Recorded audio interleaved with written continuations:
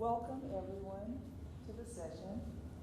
I have the honor and the privilege of introducing to you a phenomenal woman. She really is, and she doesn't realize it. She is a HR professional. She's an entrepreneur. She's a philanthropist. She is a wonderful wife and mother. She is president of Business Solutions, volunteer work. She also is a recipient of the 2010 Granite State HR Hero Award. So it is truly my pleasure to introduce to you today Laurie Glaude. Thanks, Roz. Come on up, Tom. We've saved you a seat right here. Thank you, Roz. Roz and I have worked together for 8 years now together, and she's a co-HR cohort, so you have the benefit of not just one HR but two. So I am delighted to be here, and I'm delighted to be with all of you. I'll tell you a little bit about me, not the fluffy stuff that Roz describes, the hard stuff about me. I have a very large family widely affected by nystagmus. There's about 17 in my family who live with this, and all degrees on the spectrum for sight, including my son, who you see, he's the AV guy. Wait, I was going to say the little guy, but he's really 6'3". That's my baby. He was much smaller when I gave birth to him. But he is the one in our family that really drove education for my family. And when we get together, now that we're talking about nystagmus and we're talking about issues, more recently in the last few years, what has come up in conversation is employment issues because of the economy that we're in. So I'd go to a family reunion and we'd be talking about, are you working? Are you working? Are you working? We had a party, a family reunion that was retire or just not working because there was a lot of layoffs affected. So a lot of conversation about employment. And that's why I'm here today. This is what I've been doing for about 25 years. I've been in the HR profession. I've recruited and interviewed, and I measured this a couple of years ago, about 10,000 people. So a few times. When I'm not trying to earn a living or volunteer here with Ann, I do a lot of work in the community. Is anybody familiar with SHRM, Society for Human Resources Management? I know you are. You are.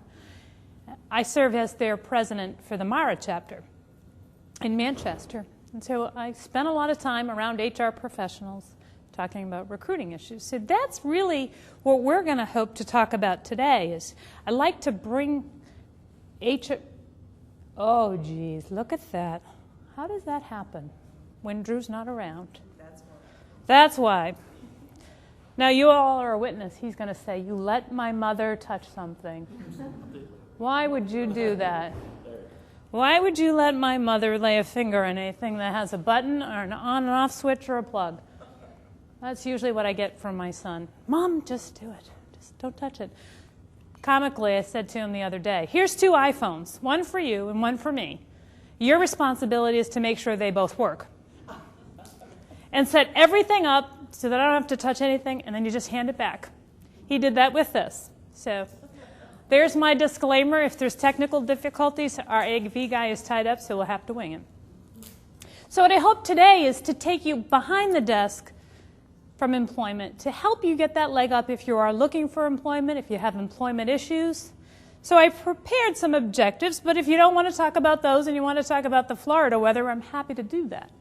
But if you do want to talk about employment issues, here's what I was hoping we could discuss. Barriers. Do you have any barriers that get in your way, either with employment or seeking with employment? Talking about disclosing your nystagmus, having that conversation. And also talking about requesting reasonable accommodations. Does that sound like what you signed up for? Yes. Great. If there's anything you want to talk about, if you have this burning question you've always wanted to ask HR and have been afraid, now's your moment, because I'm not that scary, contrary to what my kids will say. My other kids. Drew won't say that, but my other kids will say that. So I'd like to just take a few minutes and have an open conversation about what are some barriers that you're faced with respect to employment matters. What challenges do you have when you go to work? How many of you are interested in learning about how to seek a job, change jobs, just start thinking about promotions? I just finished school and going into a different field than what I used to do, having equipment operator. One of the things I went into is it's a big company, biggest interview I've ever did in my life, and they do what's called a behavioral descriptive interview. Behavioral interviews. Yeah. We keep those right here in our back pocket. Yeah, so basically they're watching you, a lot of eye contact, and as you know, the Nystagmus, when you get nervous, it gets worse. So I'm going into this thing thinking, wow, what are they going to be thinking? Yeah. So that was a challenge for me. Nervousness is a real challenge for everybody, particularly if you're at a disadvantage, like you, because it becomes more evident. Yeah. How many else have nervousness issues when it comes to employment? Yeah. You know why that is, right? Because you're human. It's natural. Yeah, so nervousness is a barrier. Making that eye contact is a barrier for you. Particularly, that makes you even more nervous, those behavioral interview type questions that we ask and situations that we put you in. What else? What are the barriers?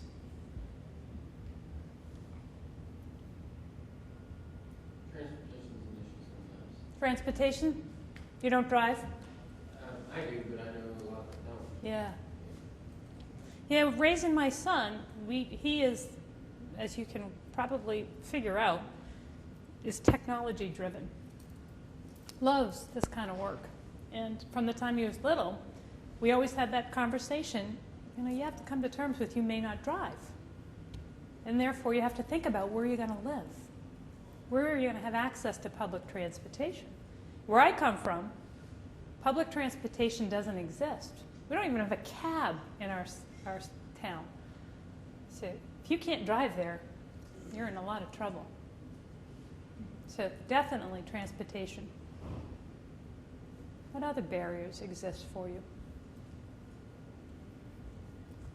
Yeah. Well, transportation issue is also an issue. Houston has very little transportation, and if you get on a bus, it could take you hours to get where you're going. So when I was looking for a job, I was very limited as to where I could even consider because I don't drive. Yeah. Lack of transportation or hours. If you have to drive hours to get to work, what kind of shift are you working? Is it a part-time, full-time schedule? What kind of shift? Where are you going to work? What else? When I worked, I found that your physical appearance a barrier because sometimes people see that you have nystagmus, they think it relates to your knowledge. Yeah.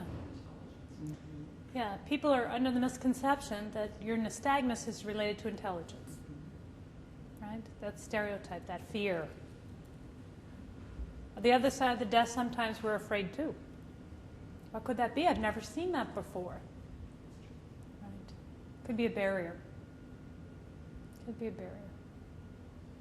What other barriers? The employer's scared you're going to get hurt because they don't know what you can see and what you cannot see. Yeah. Employers are scared that you're going to get hurt because we don't know what you know. We don't know what you know. So that gives us fear. And we have to protect you and our workforce. And so fear is a big barrier for both sides, employers and for you. What else?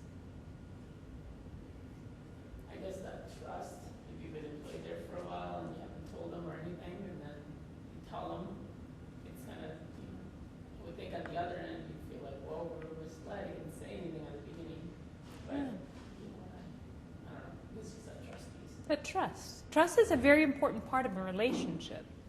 And in employment, you have a relationship between you and your boss. And it's an employment relationship, but nonetheless, it's a relationship. And trust is huge. You were going to say something. Being in a meeting or in training and not being able to see the screen or the notes that are put up. And I mean, I can sit right in, I have low vision, so I can sit right in front and still not be able to get that. Yeah.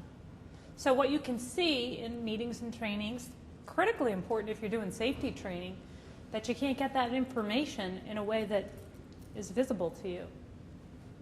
Huge barrier. What else?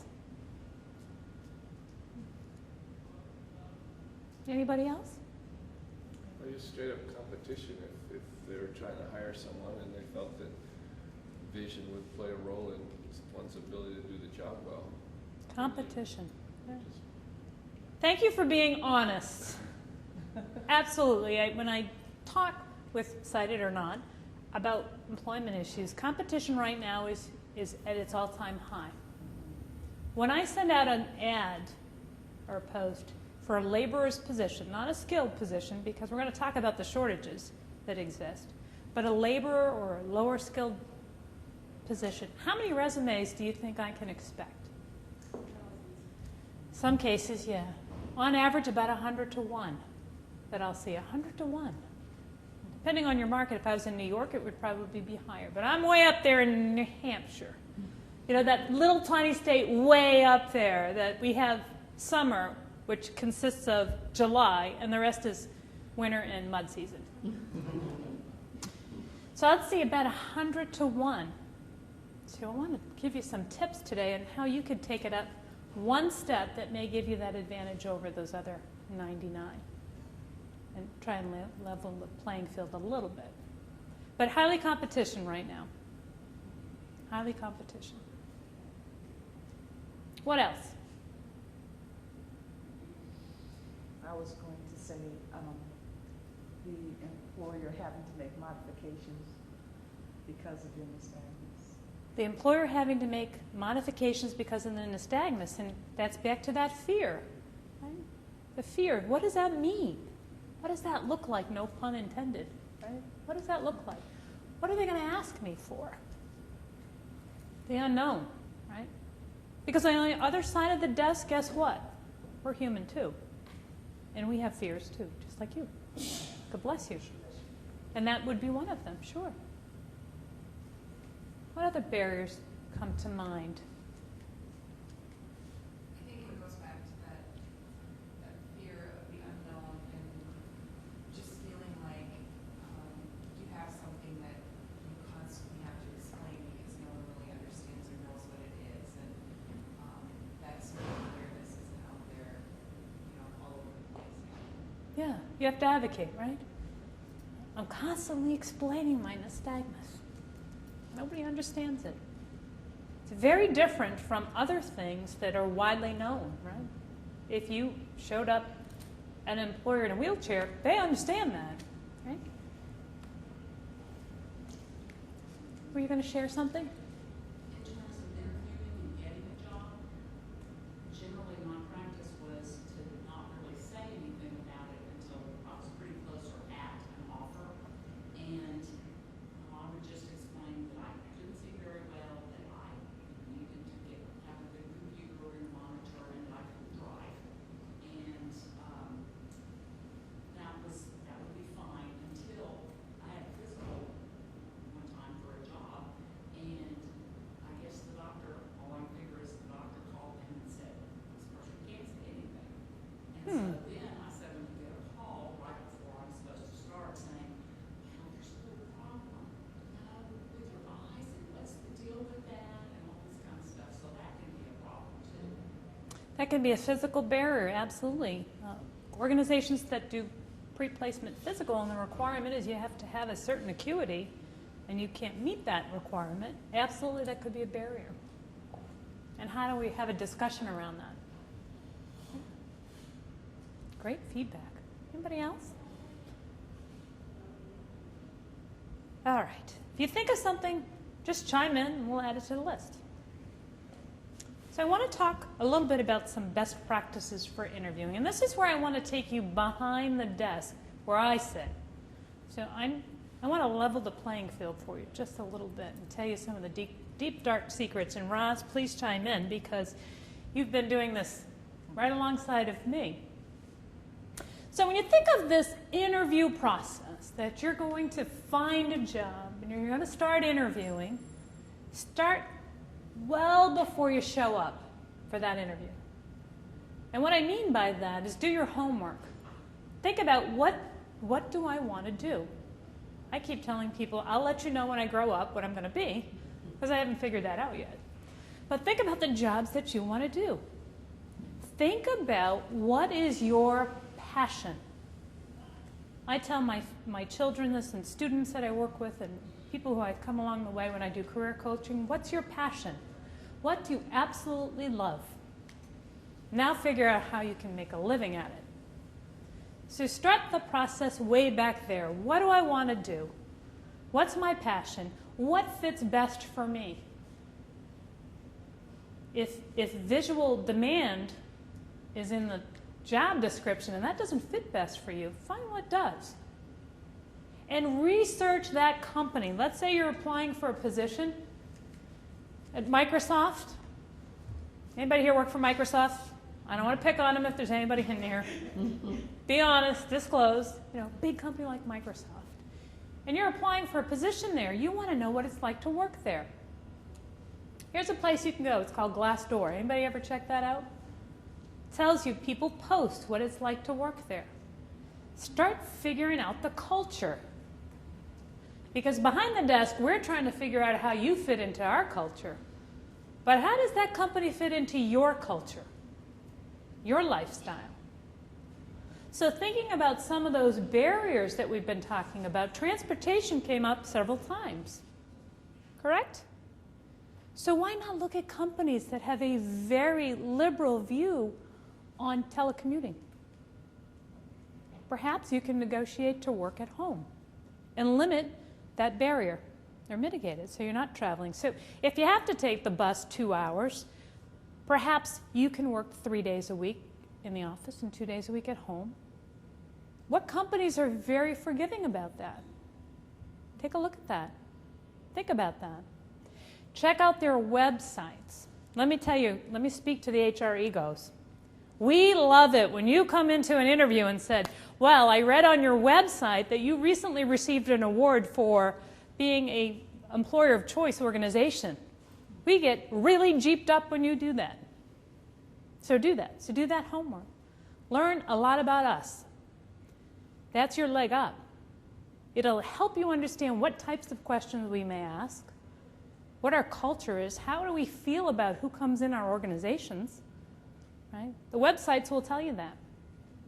Call up, speak to people like me and say, I'd like to do an informational interview, meaning I just want to get some facts from you. I want to learn a little bit about your company as part of my career search.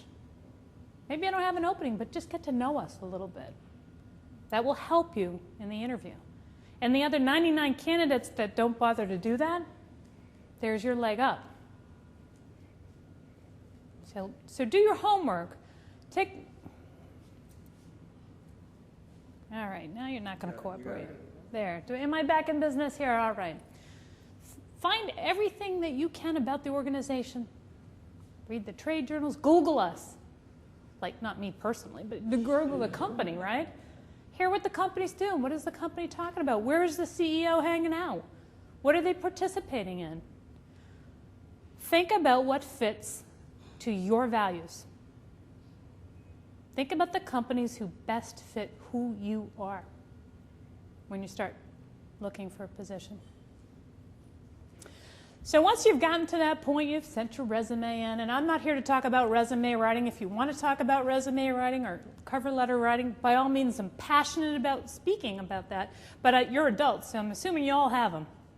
But if you want to talk to me about it offline, I'd be happy to have a conversation with you.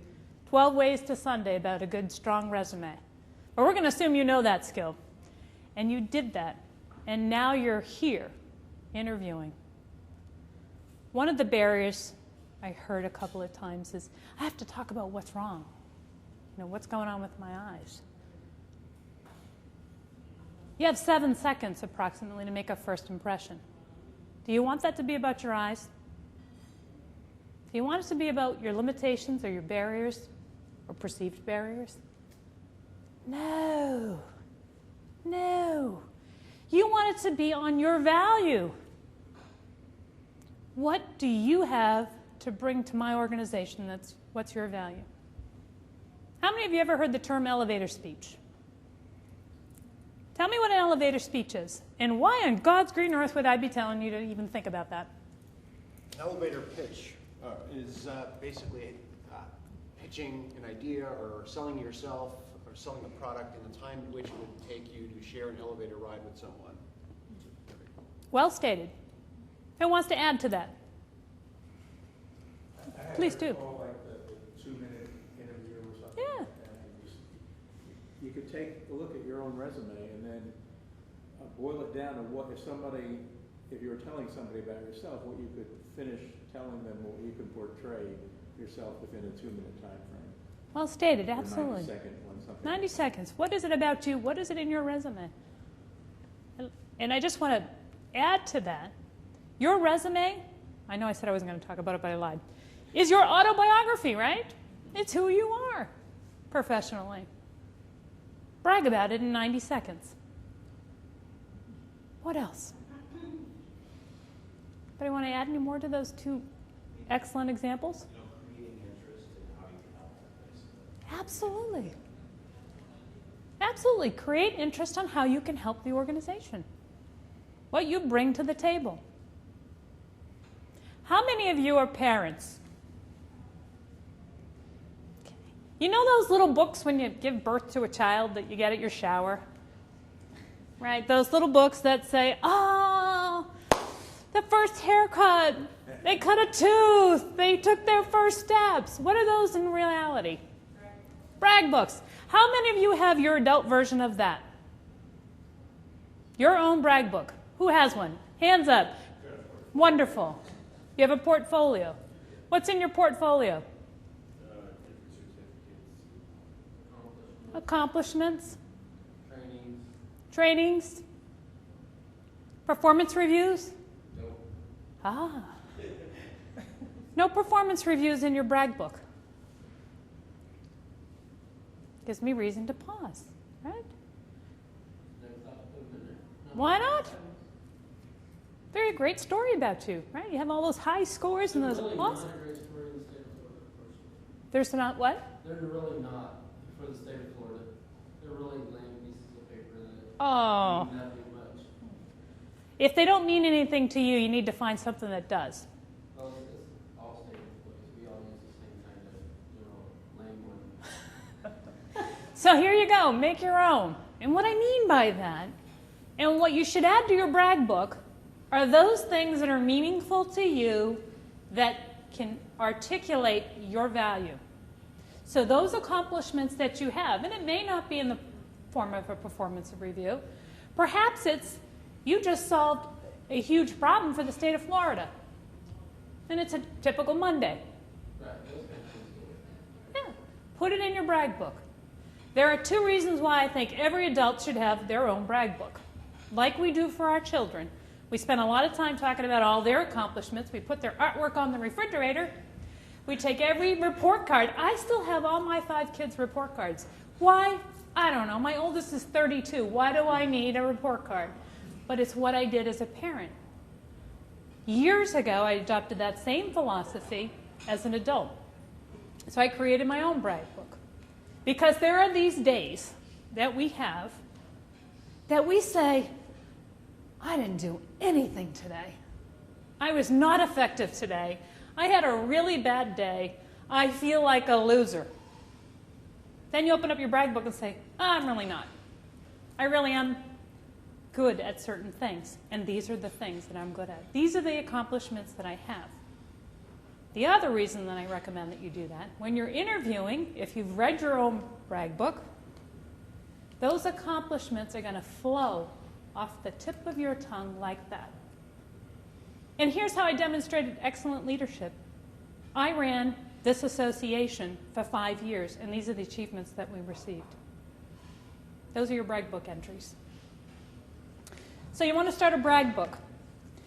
And that's how you're going to start formulating your elevator speech, or your value proposition, or your 2-minute interview question. It's based on what you've written in your brag book.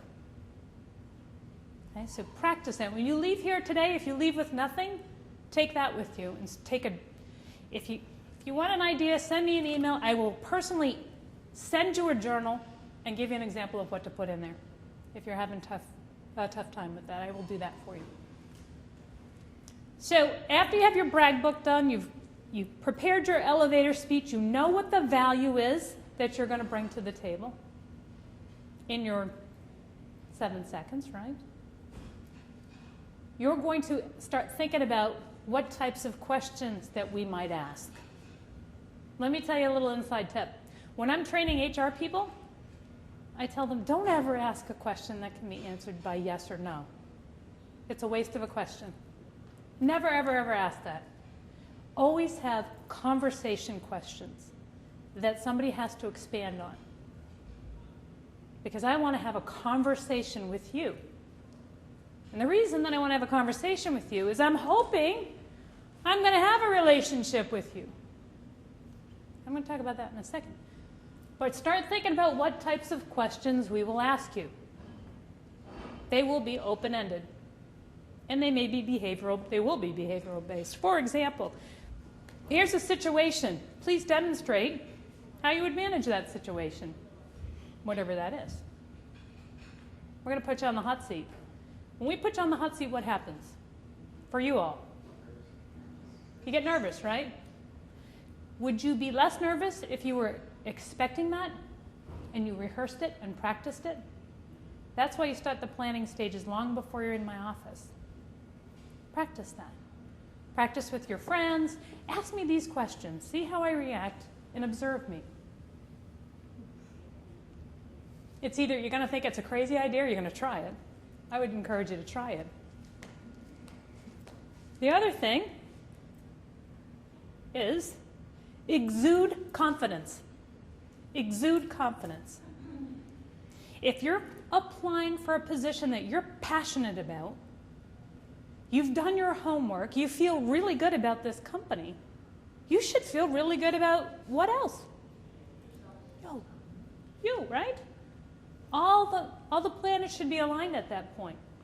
Everything that comes out of your mouth you want to think about is you're giving a gift of feedback to that potential employer.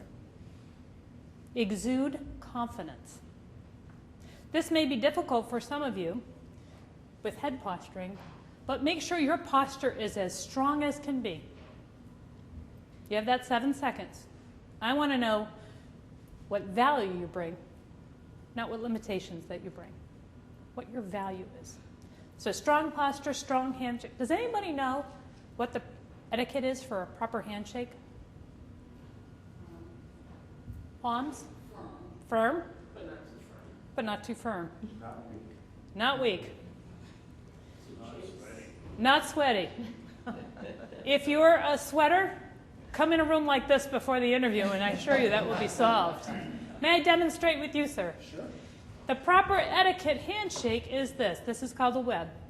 Web to web, 2 pumps, maintaining eye contact. Okay, web to web, 2 pumps. Thank you. When I'm dealing with students, they think it's this. Not so much.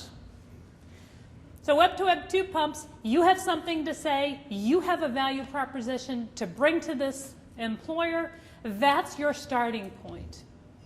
That's your position in the interview. What you have to bring to the table. I have here, think in terms of relationship, and somebody brought this up, honesty. Honesty.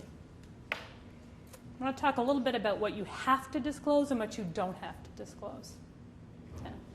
Most employers, if they don't have this, they should be calling me and they should have this, is a job application, right? Give me the basics. Your name, your address, can you work in this country legally? Are you at least 18 if it's an age-sensitive position?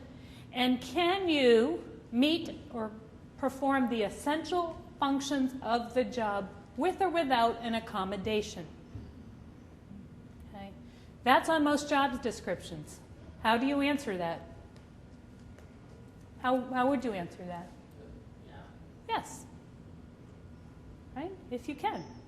If you cannot fulfill the essential functions of the job, we're starting over because that's not the place you should be. Correct? I would not apply for a job as an Apple technician, regardless of what my site is or otherwise. I can't meet the essential functions of that job unless I have my 6'3" appendage with me. Right? So you're going to research. That should be an easy answer for you if you have aligned the job that you should be doing or are passionate about doing with what you can do. So that's the question that will be asked. Now,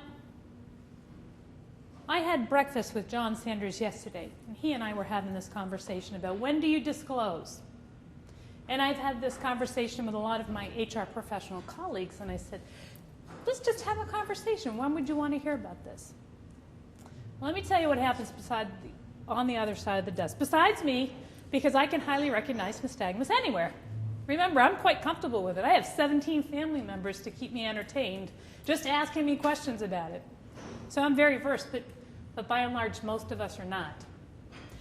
So here's what's happening on the other side of the desk. We've had this great conversation going on for a while.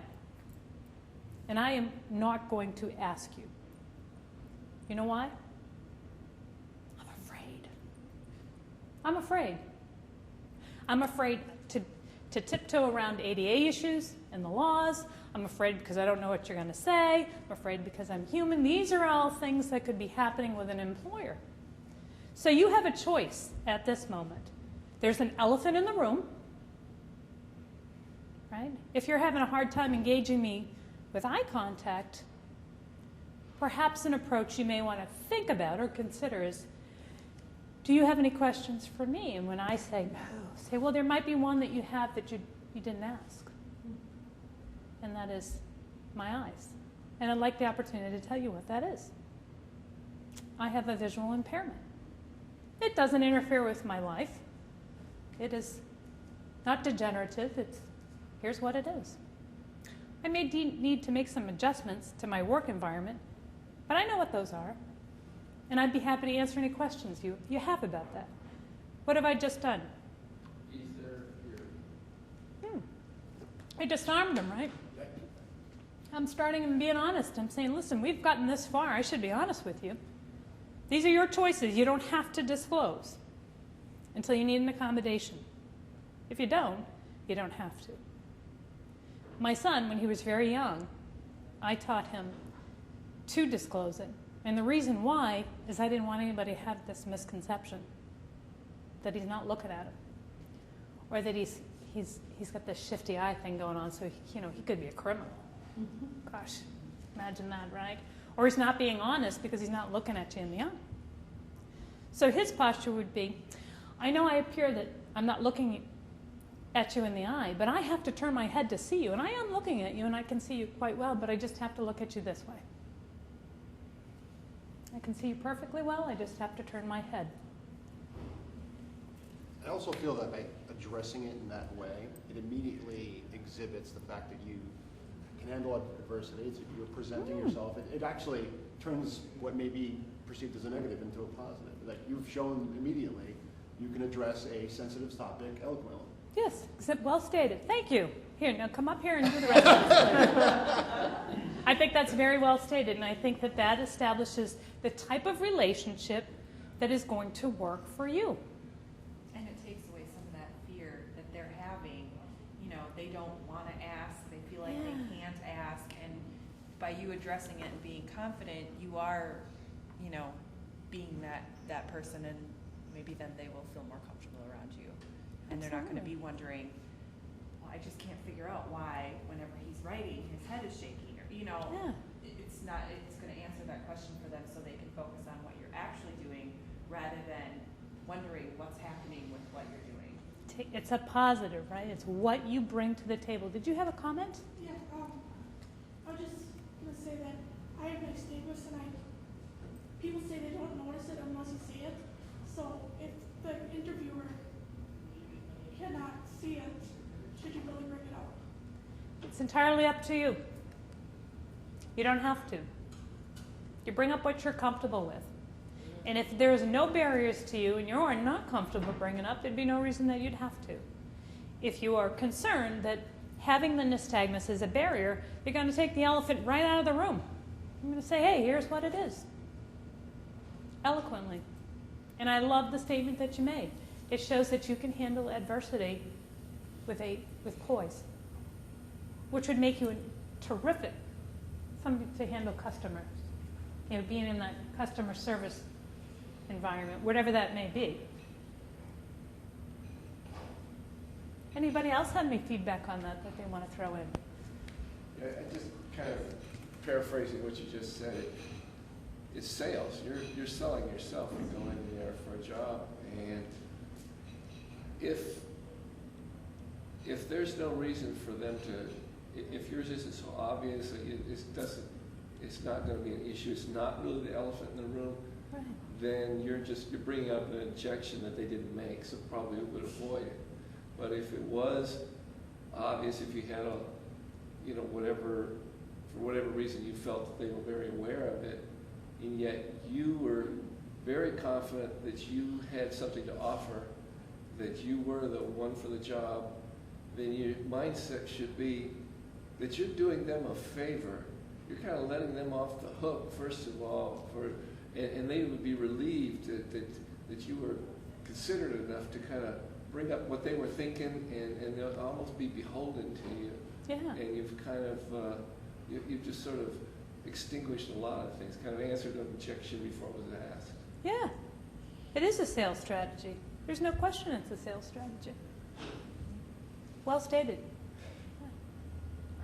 So now I turned you all into sales professionals, right? Questions about these tips? Helpful or harmful? You tell me. Or you're already having a carb crash? I would comment on one of them. Sure. Anticipate questions, practice responses, you said with your friends. If they're not available, I think there's a value even practicing it in front of a mirror. Absolutely. Absolutely. Anytime you can rehearse and you can see what you're doing and check your posture and check the things that are difficult for you, like eye contact, are perfect. You cannot practice enough.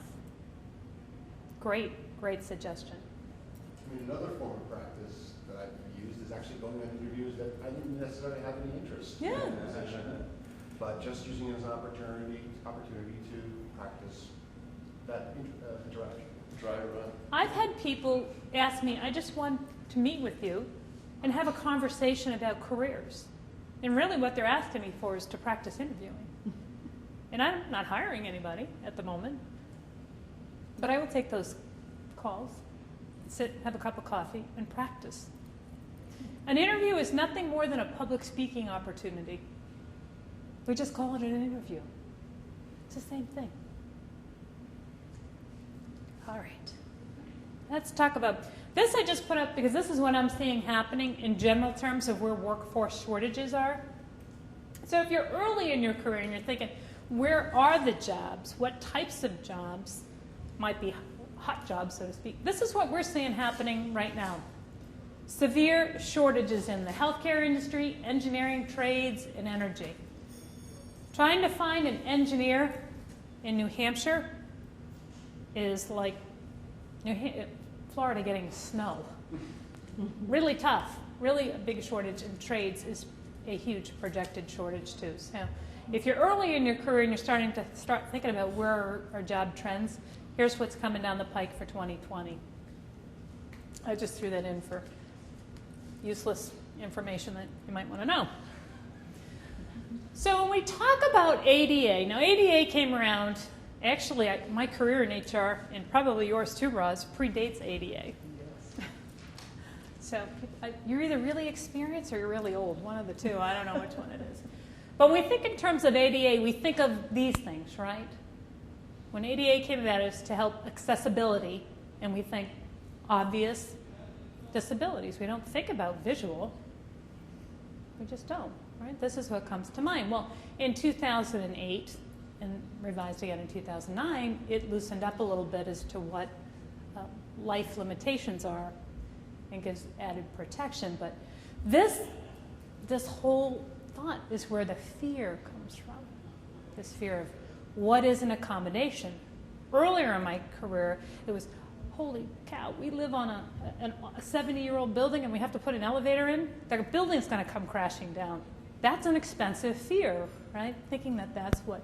So early in ADA years, we couldn't get our heads around what is this hardship? What does that look like? How much is that going to cost? And that's where the fear generated for me. The unknown. Today it's much better, but. So how do you navigate that?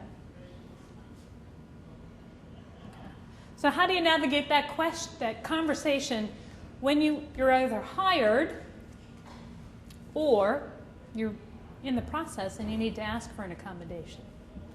Things that happen at work. Does your technology ever change? Maybe just a little bit. Yeah. Week to week. Week to week, right? Have you had some hiccups along the way with technology that now is difficult for you?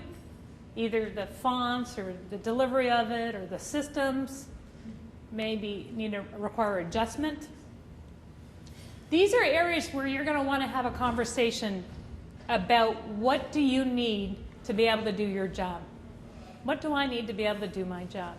And candor is key. And what I mean by that is honest conversation about what it is that you need. Listen, you know what? This new system we have is terrific, process-wise. However, I'm struggling with this screen that now comes with my computer because it's this big. And I am not going to be successful.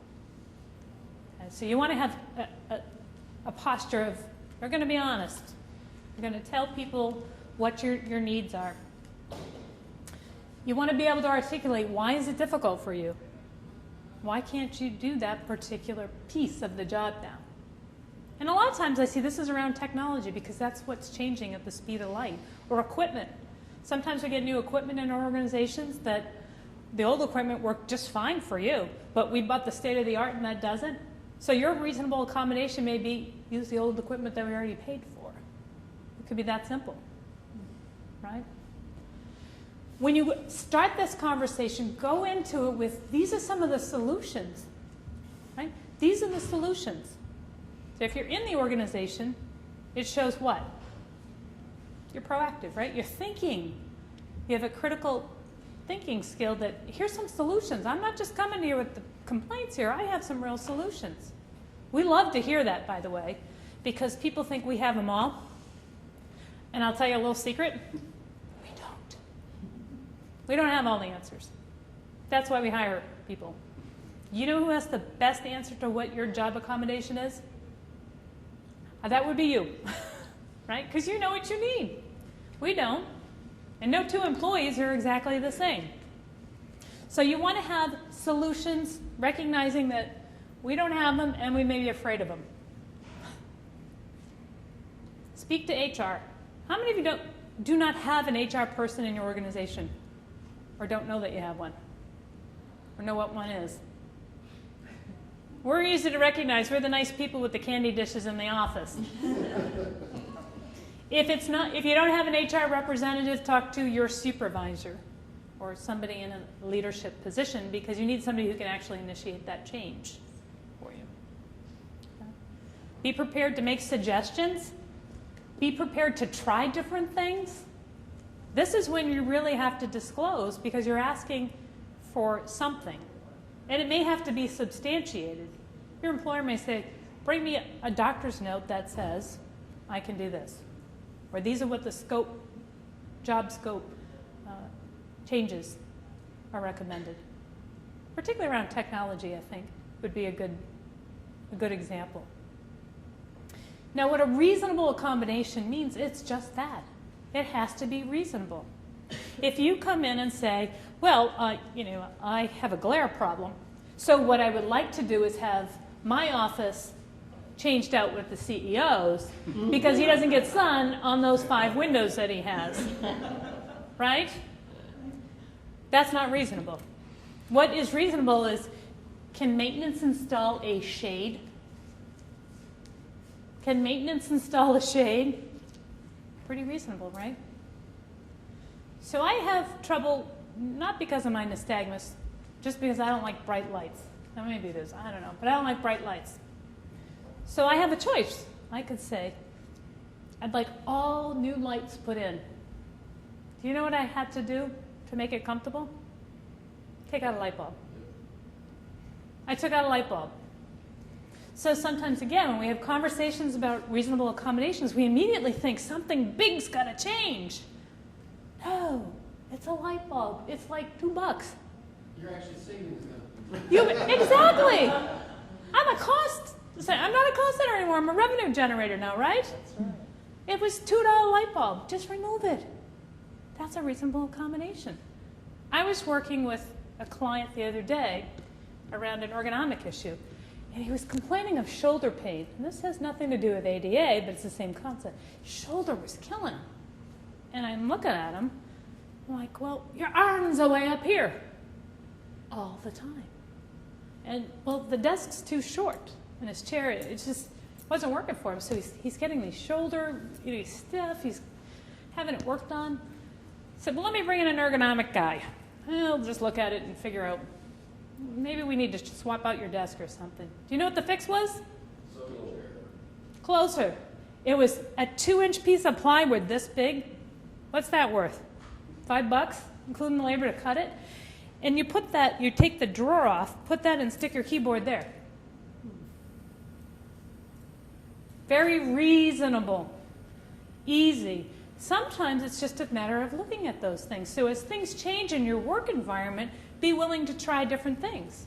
Be creative. Work with your employer. It's going to build the trust. It's going to take the fear out. And guess what? You may have a $2 light bulb fix, or you may just need a bigger monitor. You can still do your job, but you just need this little change to be able to do it well. Does that make sense? Is that scary? Is it easier to have a conversation about little tiny problems that could work rather than this big insurmountable thing that may not? Makes sense to me. The key to remember when you're asking is you have to be able to perform the essential functions of that job. That cannot be relinquished because they exist because that's the way why the job exists. For example, if you cannot get a driver's license, the likelihood that you'll be driving a CDLA 18-wheeler is slim to none because the requirement is that you have that, right? If the requirement is that you have a specific visual acuity for a specific reason, you may have to come to terms that may not be something you can do. May not be something that you can do. So you look at what can I do and how can I make these essential functions workable? Is it the $2 light? Is it the bigger screen? Is it a little problem, a big problem? That's going to be a conversation that you have to have. One of the new requirements under the ADA is that employers have to have these conversations. And by and large, we want to have them. If you're working for us somewhere, we've invested a lot of resources in bringing you into the family, right? We've invested that. We want to keep you. We want to keep you working productively. So I want to talk about, with that statement, when we bring you into the family, I'm going to take you again behind the desk of me. I don't know if everybody's quite this disjointed, but this is how I think. When I'm recruiting for fit, just like you're recruiting me for your fit. I look for a couple of things. The first one I look for is, how are you going to interact with my other employees, your peers? How are you guys going to fit together? So I'm interviewing with that in mind. How are you going to work with your coworkers? How are you going to work within this culture? Every organization has a culture. That's why when you go back and you pick the one that's best for you, you're starting there. But we're looking at you saying, will you fit this culture? I have an organization I work with. They are the shoot by the hip kind of organization. Doesn't matter. Things are going to change every day, whether we want them to change or not. They are very much just throw it up and see what sticks on the wall. So when I interview candidates, I ask them, describe to me the environment that you worked best in. And I'm listening. Are they a policy, process, very structured person? And if I'm hearing that they are they going to be a good fit for this? No. And then I'm honest with them. I'll say, are you the type of person that likes a lot of structure and policies? Yes. Then this is not the place for you. And that's the end of the interview. Because they will not be happy. And if they're not happy, we're not happy, and nobody's earning any money, making any sales, or it's a wrong fit. So culture fit, we're looking for. What do you bring to our culture? I do this little test. It's called the airport test. And I'm thinking when I'm interviewing somebody, because this has happened a lot. Roz, you can totally appreciate this. You get trapped in an airport, like she did the other day for like 12 hours. If I had to sit and carry on a conversation with this person, would I be able to? Would I enjoy it? And if the answer is no, I'm going to pause and say, then why would I put them with people I actually like to work with? I'd pause. Doesn't mean I'm going to exclude them, but I'd pause. Remember I was talking about the relationship? You thinking about a relationship? We're thinking about a relationship all the time. So we have the peer fit, the culture fit, the airport fit test, and then the final one that I look for is future fit. When I interview candidates, I think, what do you have to bring me today? What is your value proposition? And where could you go? What's your next fit with us? Think about that. What do you have to bring for future fit? And I look for people who can grow with the organization. So you want to think about that too. Okay. Questions about accommodations? We have about 5 minutes, and I have one more slide I want to share. Any questions about how you go about asking that? Candor, right? You're going to go in and be honest. Have a very honest conversation. You're going to go in with a problem solving. Be willing to try different things. Remember the $2 light bulb with a $5 piece of plywood? Easy fix sometimes. And be willing to try different things. And solution focus. Like even with getting to and from a job or to Yeah. if that's going to be a problem without the ability to drive, what are some good options there? Like, is it taxis, but not they aren't always available, or is it just trying to find people in your company that, I'm just wondering what are some good solutions for that? So we talked about earlier is finding those organizations that have, first of all, that are in an environment that you can get to. So if that's on a line of public transportation, you want to look at those companies because transportation, if you can't drive, is a barrier. The other thing is to look for companies that have a very liberal telecommuting policy. Or maybe you can negotiate, I'm in the office 2 days a week or 3 days a week, but I'm working from home the other 2.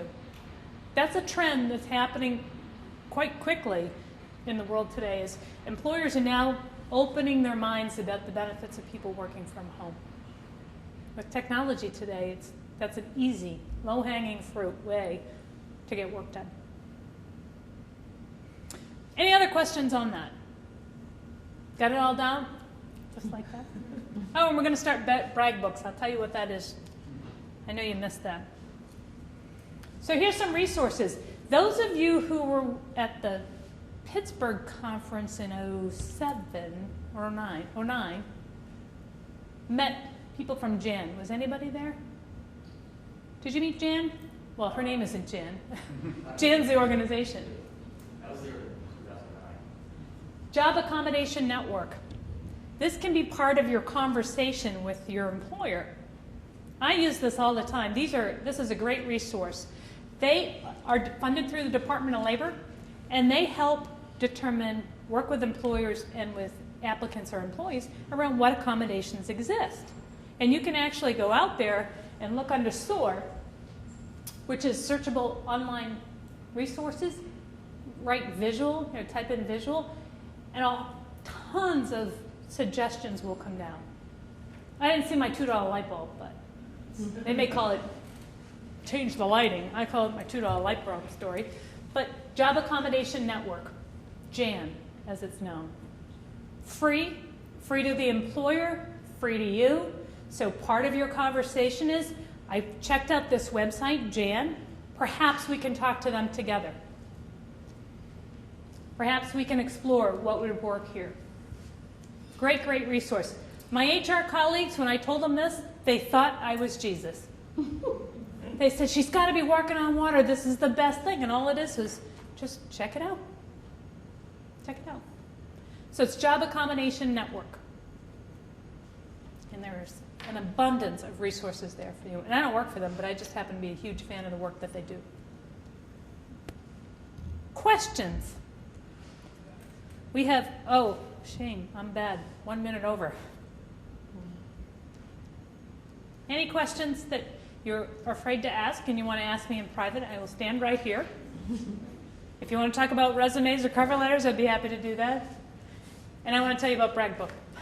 I'll also just refer to personal transportation too, like, 2 in the morning you want to go to the dog or things like that. What are some safe options, taxis, that's available? What do you guys think? This is the world you live in. What's the best transportation you think? To get to an interview. To get anywhere. Yeah, just like personal things, not so much related to work. Well, if you're on a bus line, it's convenient. We don't have much of that in Houston. If it's a convenient bus line or a taxi. Taxi. For sure, I always took an interview, went to an interview in a taxi. Plenty of room to spare because I just could see myself getting stuck on a bus that was late or something. Yeah. And so you've learned to modify. You know that you need extra time, and so therefore you schedule way ahead. We're running out of time. I'll just throw out, we had to discuss self-employment.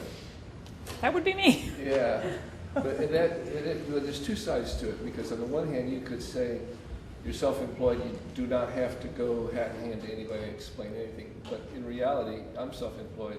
You actually have a new boss maybe every day or every week or every month, and you're constantly interviewing because you're looking for work. Mm-hmm. But it's a little bit different. It's somewhat different. Yeah. And the nystagmus and how that factors in. Well, in my case, I'm an artist, and it's the last thing I would bring up because you just put like concern. Yeah. It'd be like if you're looking for a job as a taxi driver and you tell them that you've got issues with driving or something. Right. But self-employment is probably that'd be my first suggestion to almost anybody who was having issues with, maybe they couldn't find any jobs just because there's no jobs. So you just create one of your own. That's what we're seeing happening a lot. A lot of self-employment out of this job market is happening exactly as you stated. This is my, maybe. That's my vacation pictures. Actually, it's not. Well, you're obviously not going to get it. It's see me, I will be happy to give it to you, but it's info@aurora-helps. You can send me an email if you have an offline question, you want me to look at your resume, by all means, just put in the subject line and conference so I don't think you're a spammer. Because I really hate to spam you out. Well, thank you. I'll be around if anybody has any questions, and I hope you enjoy the rest of the conference. We are having a networking event tonight on the 12th floor at 8 p.m. 8 a.m. Holy smokes. Just before you leave, we want to thank you for the session. Oh, gosh, thanks. But we also want to give you a gift in appreciation from A&M Ford. Thank you. Thank you. You're welcome.